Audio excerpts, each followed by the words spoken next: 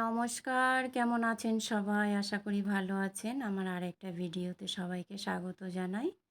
আজ আমি বানাবো কাসুন্দি কাতলা ভাপা। তার জন্য দেখুন কাতলা মাছের পিসগুলো একটু টুকরো, টুকরো ছোট, ছোট করে টুকরো করে নিয়েছি।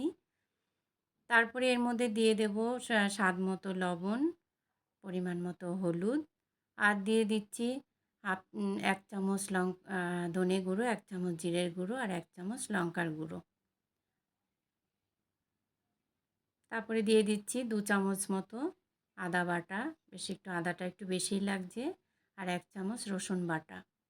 একটুখানি তেল দিয়ে দিলাম, সর্ষের তেল ইউজ করছি এটা, সর্ষের তেল। তারপরে দিয়ে দেব ২ চামচ কাসুন্দি। এরপরে দিয়ে দেব বড় সাইজের ২টো পেঁয়াজ কুচিয়ে রেখেছি, সেই পেঁয়াজ কুচানোটাও দিয়ে দিলাম। এবার এটাকে হাতের সাহায্যে ভালো করে চটকে মেখে নেব। যতটা ভালো মাখা হবে রান্নাটাও তত ভালো হবে। এবার আরেকটা কথা বলছি, আপনারা ভাবছেন কাঁচা মাছ দিয়েছি তো ওটা গন্ধ হবে কি না? না, একটুও গন্ধ হবে না। আপনাদের যদি তবুও সন্দেহ হয় তবে এই মাছটা আপনারা একটু লেবু দিয়ে দিতে পারেন। তো আমি লেবুটা স্কিপ করেছি। তা আপনারা লেবু দিয়েও দিতে পারেন। তো যাই হোক, এবার এটাকে ভালো করে মেখে আমি ০.৫ ঘন্টা এটাকে রেস্টে রেখে দেবো ঢেকে। ০.৫ ঘন্টা মোটামুটি সাইডে রেখে দিলাম।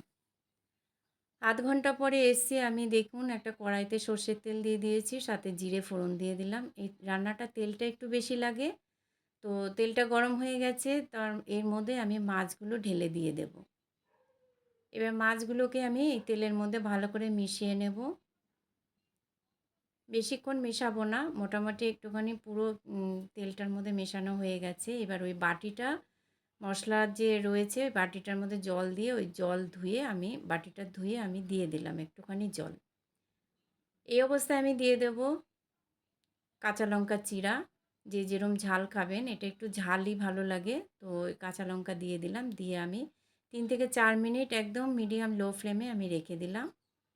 ৩ থেকে ৪ মিনিট পরে আমি খুলে ঢাকনাটা খুলে তারপরে আমার একটু হালকা হাতে আরেকটু নেড়ে দেব যাতে নিচে ধরে না যায়।